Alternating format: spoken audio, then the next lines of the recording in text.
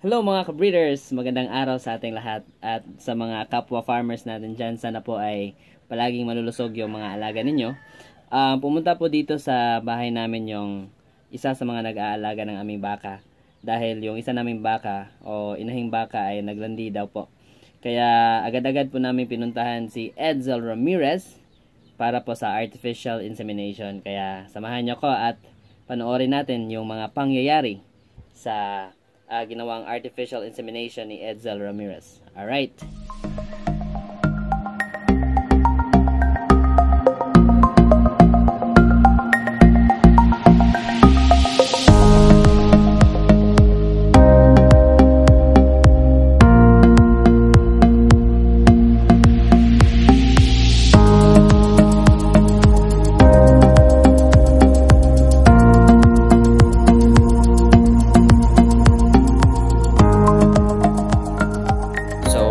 Si Edsel Ramirez mga ka-breeders, at ito naman yung mga isa sa mga produkto ng artificial insemination.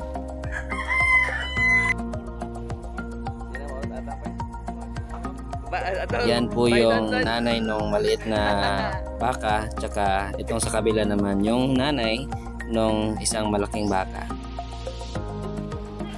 Ayan, nakapwesto na yung baka natin mga ka-breeders. Wa joy holiday ni ako ang papart kay kada adlaw kaning mga baka. Sige kapangita niya. Sa papart Edsel Ramirez.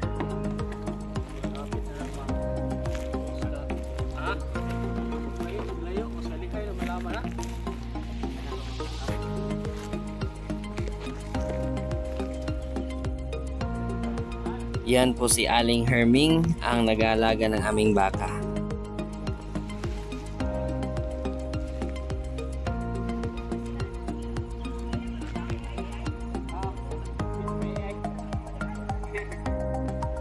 Sugo nagtirada akong amigo Papart Edsel Ramirez. Kinakusgang tirador tres amlan.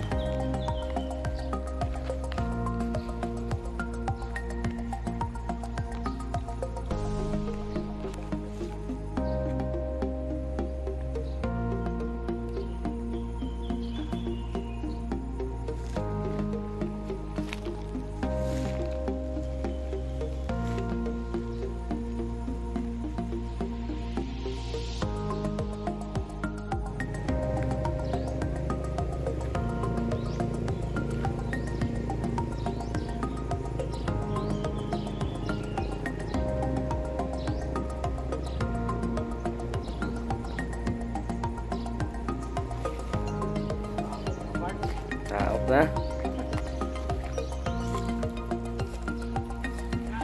DR kayo. Pastilan.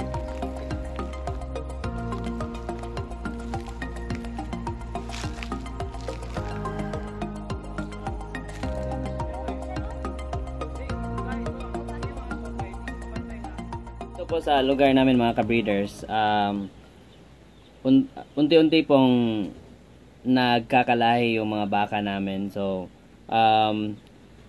noon hindi masyadong marami yung magagandang klaseng baka dito, pero dahil po sa artificial insemination, medyo padami po yung mga magagandang klase na baka dito sa amin. Kaya we are so thankful, lalong-lalo na sa Department of Agriculture tsaka ito si Edsel Ramirez, dahil kapag meron pong naglalanding baka, alerto po sila kaagad at palagi pong nabibigyan ng serbisyo yung mga kapwa farmers po natin.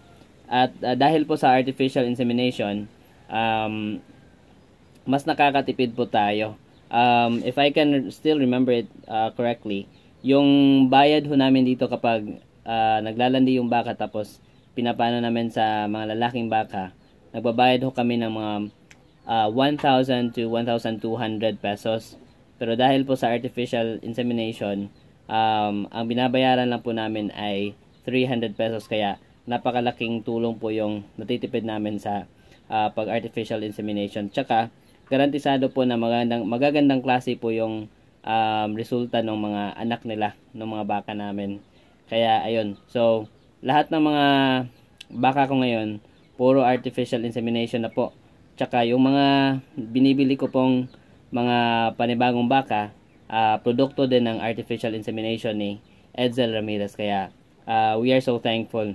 At saka kung naghahanap din ako ng baka, so number 1 na kinokontak ko ay si Edsel Ramirez upang mabigyan tayo ng mga impormasyon kung saan yung merong nagpaplanong ibenta yung baka nila at saka yung mga magagandang klaseng baka.